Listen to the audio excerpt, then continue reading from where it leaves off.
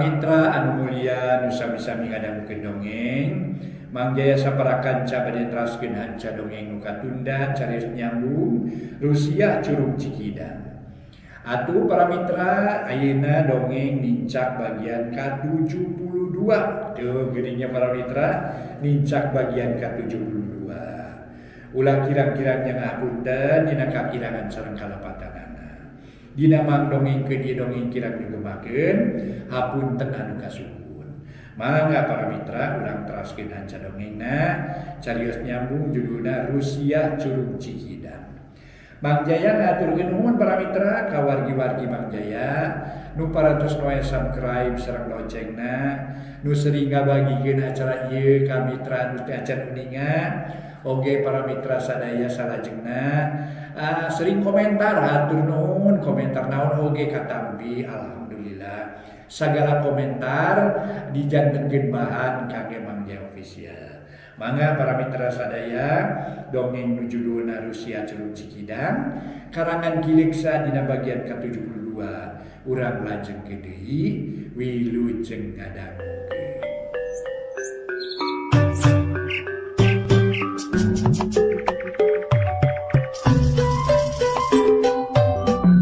Para mitra kaum dangu, wilujeng tepang dangu sareng acara matuh dongeng enteng. Mang Jaya saparakanca bade neraskeun hanca dongeng nu katuna carios nyambung judulna nyaeta Rusia Curug Cikidang. Ayeuna nincak bagian ke-72. Mangga tu para mitra wilujeng ngadangukeun ieu dongeng. Kumaha saterasna sabada Bahjilun nepangan Aki Antri di bumina Mangkurip. Harita teh Aki Antri diangkir ka bumina Bahjilun namung teu kersaeun nya para mitra. Nah Bahjilun harita ngabalakakeun atenapi belak-belakan nyarios ka Aki Andri yen aya niat ka nyinining. Mangga urang teraskeun para wargi wilujeng ngadangukeun carios nyambung judulna Rusia Curug Cikidang dina seri ngadu pelet karya Kileksa dina bagian ke-72. Para mitra kaum dangu, kumaha atuh dongeng saterasna? Dasar ningang disial.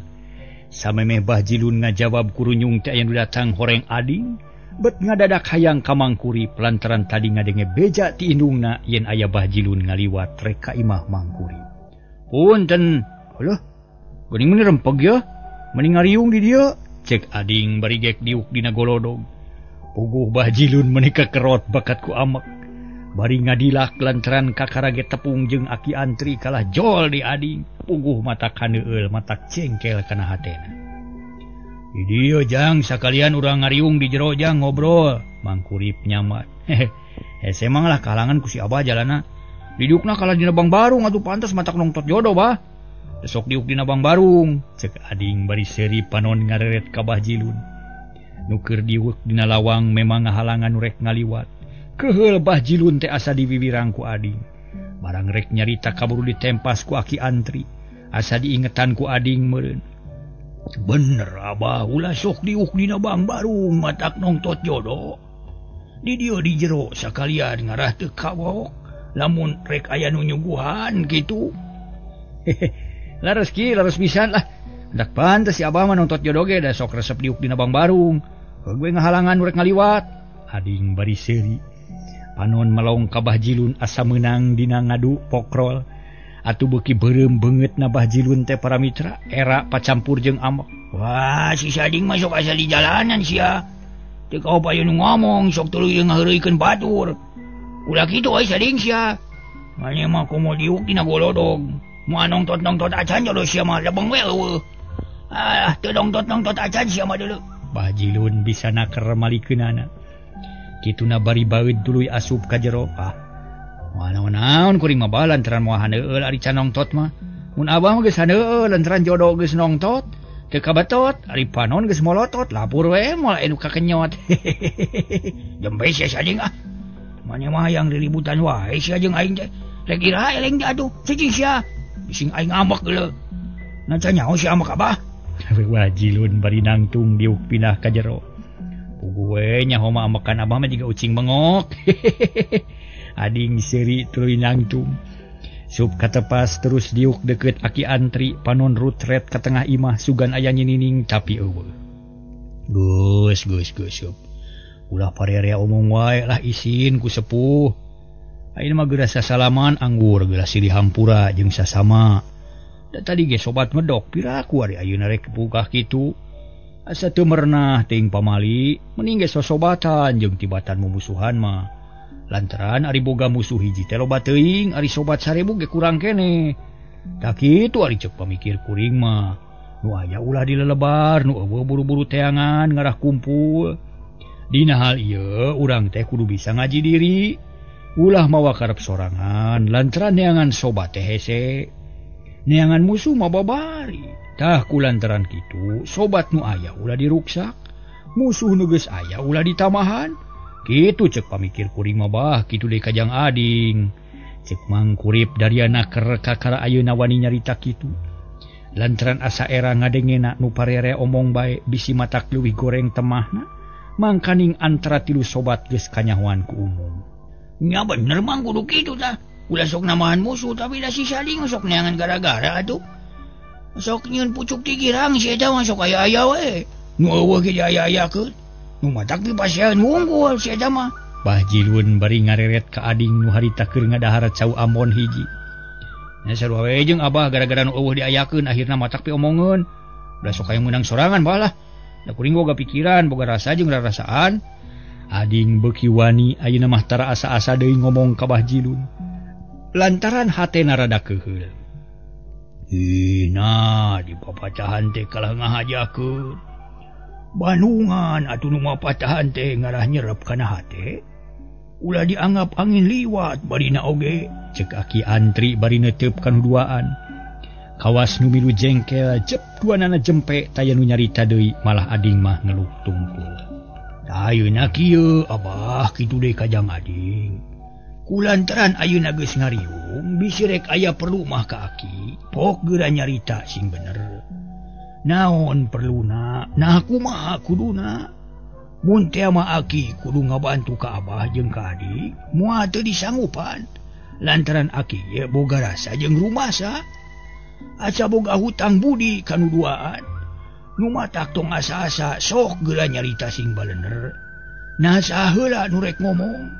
Bah Jilun atawa Jang Ading? Pe kula asa-asa meung pangariung, ceuk Aki Antri bari neuteup kanuduaan. Kawas nu nangtang sangkan duanana daek wak cabalaka. Daek ngabejakeun paniatanana, kalayan terus terang, tapi nu duaan kalah silih reret ngarasa bingung ku pijawabeun kagok rek cumarita. Tong asa-asa ujang kitu deui ka abah apa ieu mah lain jeung nulian, moal aya naon-naon jeung moal matak naon-naon. Sok geura wak cabalaka meung pengkumpul, sarta Aki Antrina meung pengaya, ceuk Mang Kurip milu nyarita ngarah nu duaan daek wak cabalaka ngabejakeun paniatanana. Da teu boga niat naon-naon kuring marek ulin we ka dieu sotenan. Kabeneran mah aya Bah Jilun jeung Aki jadi jiga nu ngahajakeun. Jawab Ading tatag, manehna mah memang teu aya niat rek cacarita jeung Aki Antri.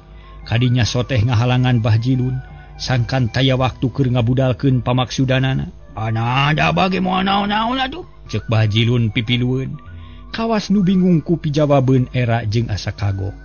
Padahal hatena mah bener-bener geus teu sabar hayang geura ngabudalkeun eusi hatena. Hayang geura pok minta tulung ka Aki Antri. Teu puguh atuh. Ongko tadi teh ngajak ka imah, sangkan laluasa ngobrol. Yu atuh urang ka ditu ayeuna. Aki Antri jiga nu nyungkun hayang nyaho kana maksud Bah Jilun. Ari nu diajak teu buru-buru nema lantaran kagok aya Ading tetep moal rikip, tungtungna pipikiran jadi tibalik, niat nu tadi dicabut deui. Teu tulus ki sauyos da teu aya naon-naon geus we lah kitu, ceuk Bah Jilun bari jamadud baeud. Pokona mah ambek ka Ading nu teu weleh ngaganggu ngahalangan kana paniatan manehanana. Puguh Aki Antri leuwih heran, sabab Bah Jilun bulak-balik teu puguh ngomongna.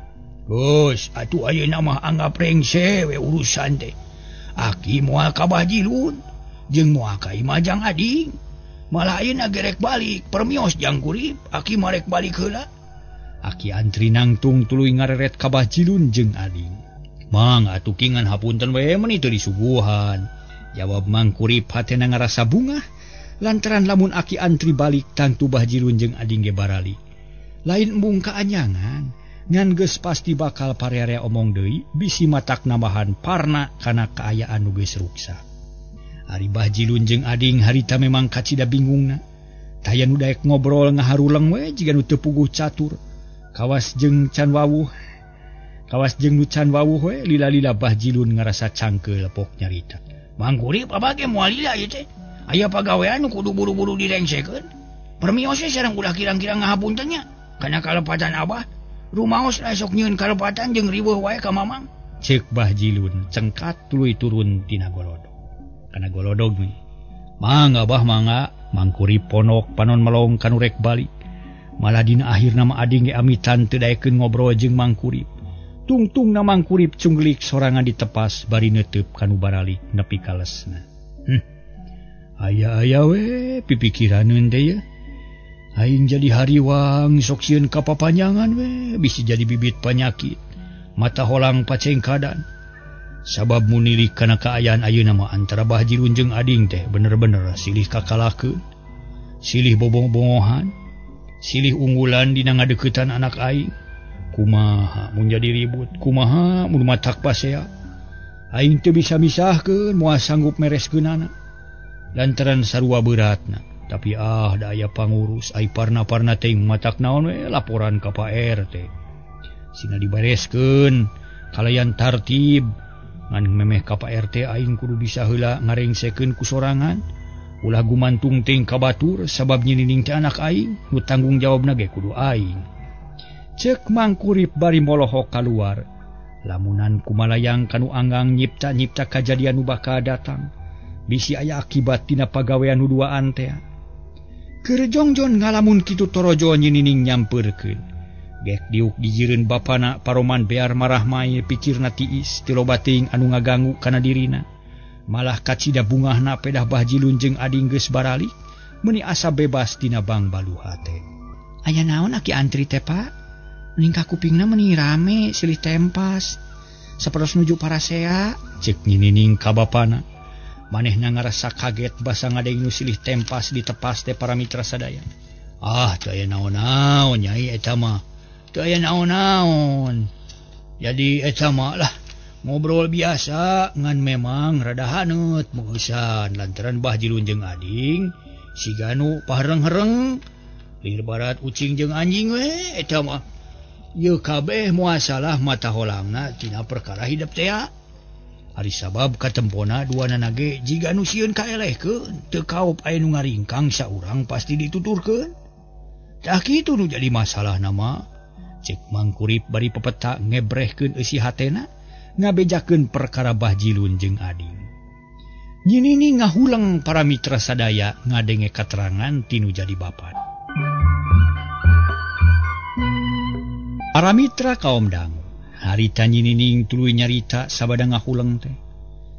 Make nepi ka kitu atuh Pak kawas nu eueuh deui awewe we kuring mah moal meunang dipaksa Pak lantaran can niat ti bareta oge. Ieu keun bae can aya niat mah da Bapa ge moal maksa. Ieu mah nyaritakeun Bahjilun jeung Ading Bapa mah. Nu pagaweanana ukur nguruskeun diri hidup. Sigana teh najan nepi ka geus dijawab ge masalahna tetep we dua teh silih tintip silih talingakeun. Bisi salah saurang aya nu ditarima ku hidup kitu jigana teh nu matak teu pati akur ceuk bapana daria pisan. Lantaran ayeuna mah ku Mang Kurip geus kaharti nu jadi sababna pangna kitu teh gara-gara nyinining. Keun wae atuh palah teu kudu jadi pikiran kuring mah hayang tenang jeung tumanina embung katalian ku kecap nu teu puguh. Moal gagabah dina milihna moal rusuh jeung lalawora. Kumaha engke we boa teuing aya nu sejen ti lemur anu lain deui. Ceuk nyinining kawas anu hayang bebas. Ulah katalian ku ulang lemur Cibonteng bet kalah ngarep-ngarep ti lemur sejen ngarah laluasa meureun. Nya teu naon-naon keun bae atuh ari kitu mah. Jep jarempe duanana ngaharuleng. Nyinining ngalamun kanu jauh nyawang kanu anggang. Nyipta-nyipta nu can puguh karuhan tungtungna nyinining. Jadi boga kahayang sejen nyaan hayang meunangkeun jajaka nu ti lemur sejen. Hayang ulah meunangkeun urang Cibonteng. Tapi eta mah kakara kahayang pedah nempo kanyataan antara Bahjilun jeung Ading. Anu ngariweuhkeun sarerea asa matak bangreung kana pikir. Mun nya teh malah aing kudu buru-buru boga salaki. Hayang kanu jauh meunangkeun anu anggang embung ka batur salemur. lantaran teu aya piliheun bisi matak jadi panyakit ka sarerea. Mending kanu jauh ngarah teu pasirikan, ngarah teu aya nu nganaha-naha. Tapi aing mah tetep hayang senang bung buru-buru katalian resep keneh ulin. Ceuk hate Nyi Nining bari mencerong kaburuan. Dadak sakala harita katemong aya nu ngolebat di buruan. Siga kalangkang hiji jajaka jangkung leutik mata kataji. Kulit koneng pikabitaeun kawas-kawas urang dayeuh. Atuh mare ngarenjag Nyi Nining sabab asa dina pangimpian aya nu ngolepat kitu. Aya-ayana saha teh nya? Tapi kamana ayeuna mendingan sakilat pisan kawas siluman nu ngaliwat. Cek hate Nyi Nining bari mureleng kaburuan. Tapi ayeuna mah teu aya ngan ukur aya hayam keur ulin ngasuh anakna. Sigana mah sakadar tetempoan anu ngaganggu kana kongkolak mata. Da jirimna nu jelas mah teu aya. Akhirna Nyi Nining jadi panjang lamunan para mitra. Kawas aya nu mawa ka alam gaib ngalalana ka alam manu lamunan. Nyi Nining inget ka jaman nu geus kaliwat sarta jauh ambahanan rasana. Rus ras kanu geus taya di kieuna inget kanu geus lain-lainna deui tapi sajeroning ngalamun teh teu boleh kokolebatan hiji jajaka nu ngagoda jeung ngalelewaan ka Nyi Nining. Ari mangkurip beda deui lamunan manehna nyipta-nyipta ka aya nu jadi anak. Lamun geus merenah rumah tangga geus aya nu tanggung jawab sarta aya nu ngurus sagarupana tada teuing betahna hirup. Ngarasa bagja nempo anak nu geus senang tumanina. Tapi mun inget kana kaayaan Bah Jilun jeung ading pikirna jadi lalawang. Perasaan jadi teu puguh. Loba kasieun jeung kasalempang bisi aya kajadian nu teu dipiharep. Muga-muga we teu aya nu matak cilaka. Jeung ulah matak ribut ka sarerea. Aing mah yakin anak aing teh teu niat jahat jeung salah. Muga-muga we ulah aya mamala nu tumiba. Ceuk hate mangkurip. Bari terus cengkat manehna kesel diuk rek pindah ka dapur nguruskeun suluh bisi can aya keur masak pasosore. Cag tuna heula kaayaan di lembur Cibonteng lalampahan Bah Jilun jeung ading katut mangkurip jeung Nyi Nining. Urang tunda sakeudeung. Ayeuna urang nyelang heula nyaritakeun kaayaan di lembur sejen.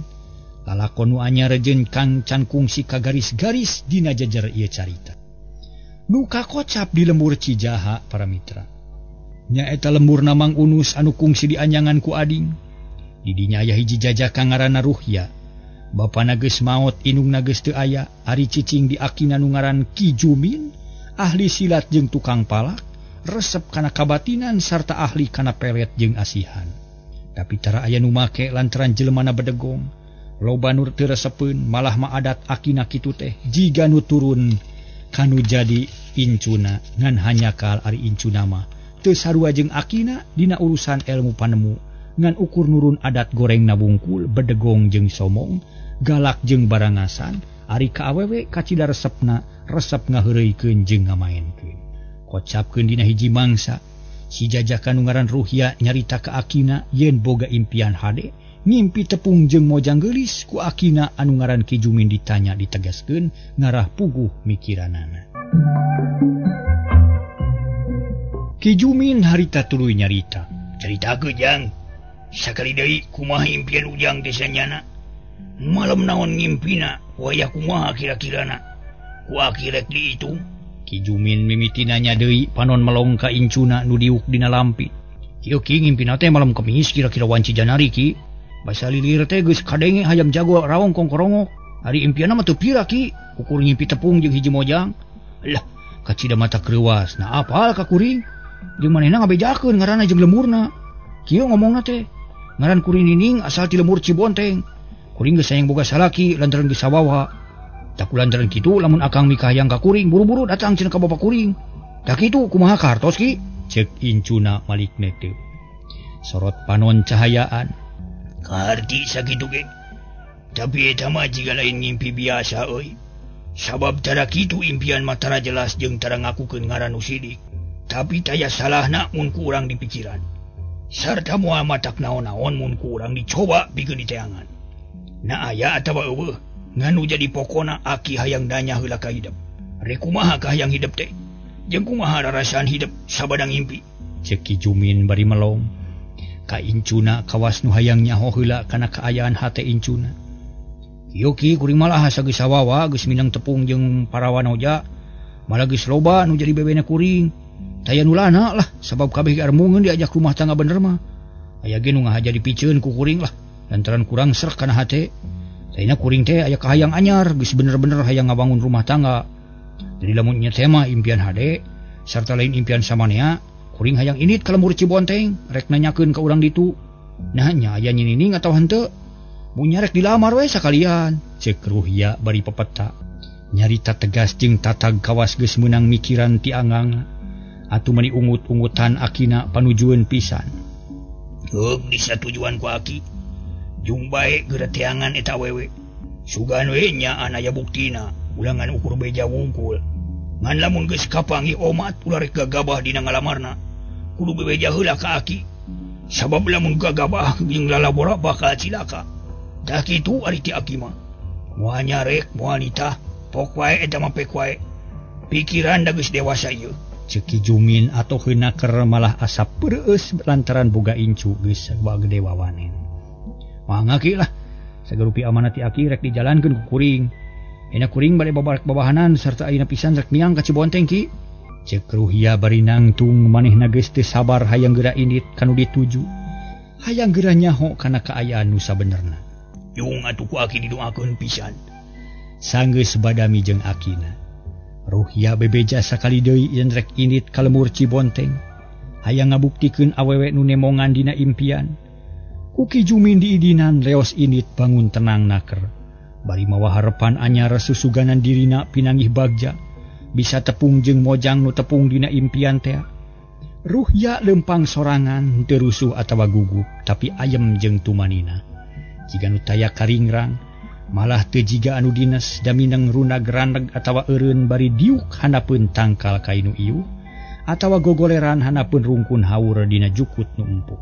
Di tengah perjalanan Ruhya eureun heula rada lila bari mikiran pilampaheun saterusna sarta nginget-nginget awewe nu kungsi nemongan teh. Harita Ruhya diuk dina batu. Panon melong kalebak negeskeun pasawahan. Aing teh beuki lila beuki panasaran beungeut nyi mojang nu tepung dina impian teh ngalangkang wae. Nah saha manehna teh nya? Nah nya aya di kieuna kitu. Nah nya aya buktina. Ali Lemur Cibonteng memang aya sabab aing geus nyaho bareto basa jeung aki nyiar muning. Tapi jelema nu ngaran nining mah can yakin nah nya aya atawa eueuh. Ruhya bari neueulkeun ramo kana tarang keureng mikir. Sawangan geus kumalayang ka Lemur Cibonteng miheula aneangan nyinining nyipta-nyipta kaayaan Cibonteng. Angin leutik ngahiliwir para mitra manuk-manuk recet di sarada. Matak betah jeung matak waas dina kaayaan kitu. Ruhya asa meunang sumanget anyar. Manehna beuki panasaran sarta beuki wani rek ngajugjug ka Lemur Cibonteng. Tuluy init bari nyipta-nyipta kaayaan nu bakal kasorang. Gancangna carita Ruhya geus tepi ka Lemur Cibonteng. Harita aya keneh di sisi lembur reg eureun hanapeun tangkal bungur. Ngahaja cicing didinya rek ngareureuhkeun kacape. Bari ngadagoan nu ngaliwat, maksudna mah hayang nanyakeun ngeunaan nyinining. Mun perlu rek muruhan asal dibejaan kalayan jelas ngeunaan nu diteangan ku manehanana. Wah, masalah nya ieu pisan Lemur Cibonteng teh. Da aing geus nyaho bareto ka dieu ngan hanya ka teu aya nu wawuhnya, tapi keun bae da moal naon-naon loba jalma nu bisa ditanya.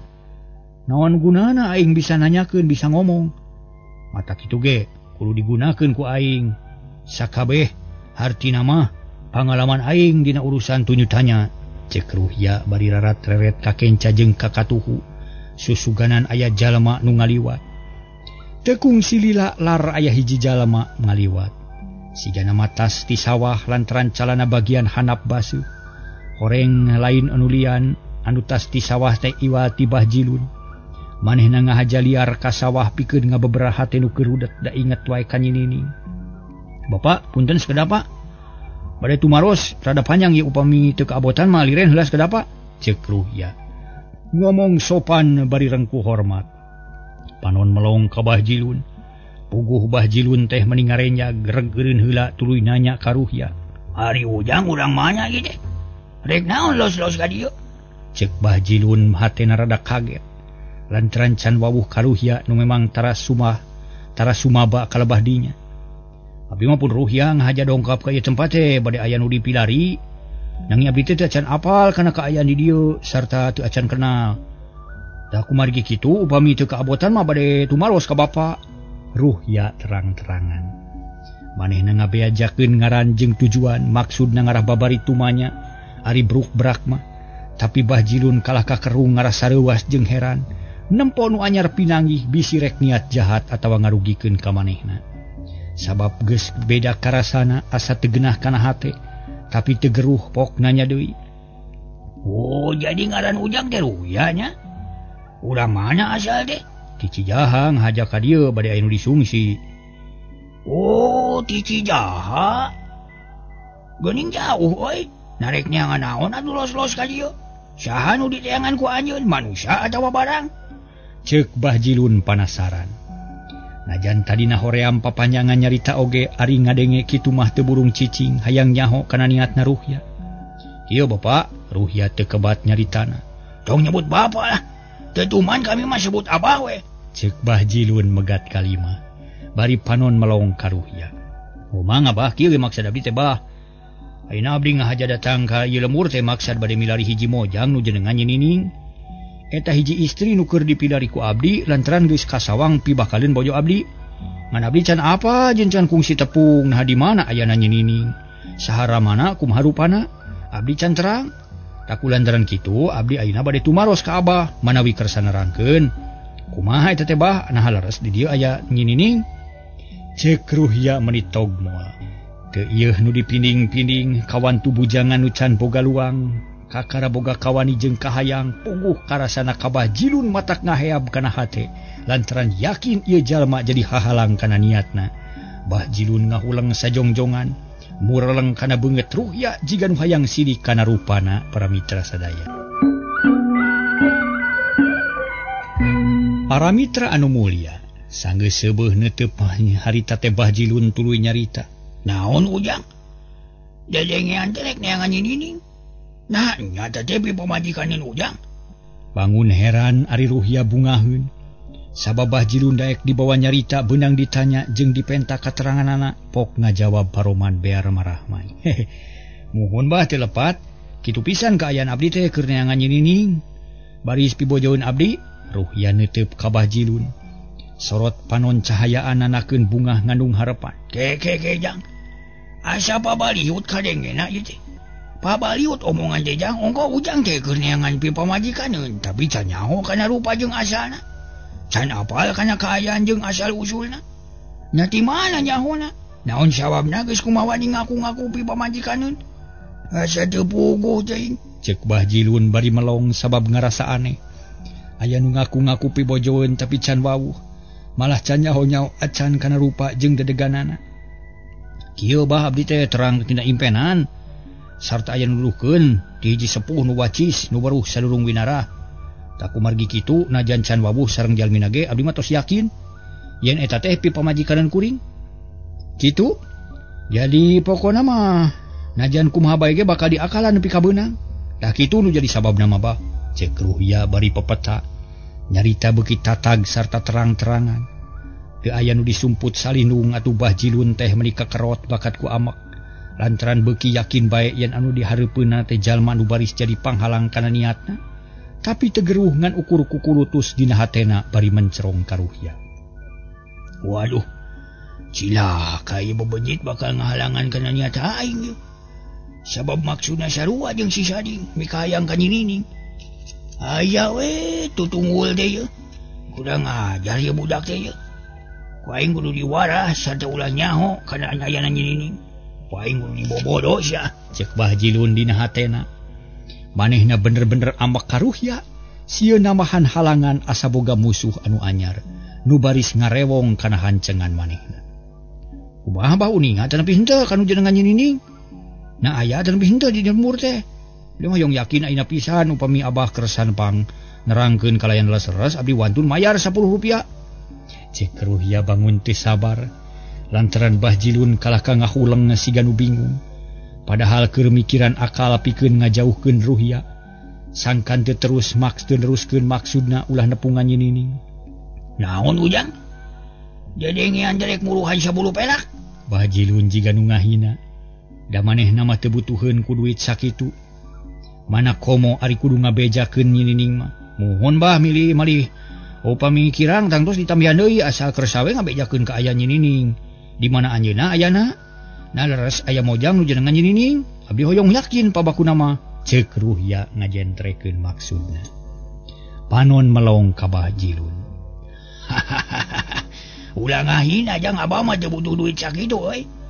Sabab abah ge loba duit mah. Malah najan 100 ge aya ayeuna ge. Geus aya balik we ujang ye. Ayeuna mah ujang mah balik deui. Lantaran nu ngaran nyinining mah geus jadi pamajikan abah. Memang bener aya mojang nu ngaran nyinining ora keneh sarta geulis. Tapi ayeuna geus lain mojang biasa. Geus jadi pamajikan abah. Da kulantaran kitu ulah dituruykeun lalampahan teh euy. Ulah ngagugu kana impian lantaran can pugu benerna da kitu jang. Kajaba lamun ujang rek ngahareupan abah ye. Ceuk Bajilun bari teu kireum-kireum. Siga nu nya we geus miboga nyinining, nya puguh Ruhya menibun celik panonna. Lantaran ngarasa kaget nu taya papadana, sakedapan mah colohok bengong, olohok ngembang kadu. Harita teh para mitra bakat kureuwas asa teu percaya kana dedengianana. Teu percaya kana omongan Bajilun. Keke bahna leres atawa henteu teh?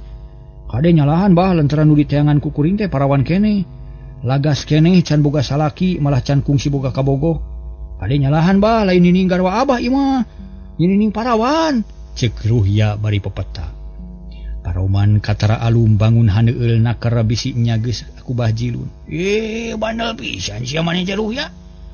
Onggoh nanyakeun ka abah. Hari dibejakeun teu ngagugu. Kumaha maneh teh? Hayang dibabuk sia ku aing? Bajilun ujug-ujug amek. Bibit kakeuheul geus aya ti tadi keneh. Puguh Ruhya meninga jenghok reuwas panon melong kana beungeut Bajilun. Nu burahay beureum nanakeun nu keur amarah. Ulah benu bah. Nah ada kuring mah mun sakadar nanyakeun ari teu aya mah dah geus we atuh ulah bari jeung benu. Mangga geura ceraskeun atuh bade mulih mah sawios abdi bade naroskeun deui kanu sanes. Ulah maksa ari alim ditaros mah. Ruhya satengah nyungkun. Ngomong sopan sawareh ari panon molotot kawas nu ambek. Bajilun jadi tamah keuheul lantaran Ruhya rek nanyakeun kanu sejen nu hartina nyinining bakal kapanggih ku Ruhya. Naon sia Ruhya?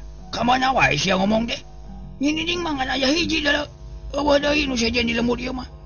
Mun saminggu geus kaliwat nya aya parawan keneh. Ayeuna mah geus jadi milik abah. Sekali balik. Maneh teu meunang maksa. Mun maksa bakal cilaka. Hayu geura balik sia. Mun teu balik rasakeun wawales di kaing deui.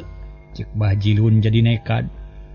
Manehna keukeuh teu hayang kasoro ku nu sejen. Lantaran mun kudu parebut jeung nu ngora mah berat datang tu nyinining ge bakal milih anu sababad, moal milih nu geus kolot. Wakasna see para mitra deuh ieu ye. Mang Jaya ngahaturkeun wilujeng kantun, mangga permios.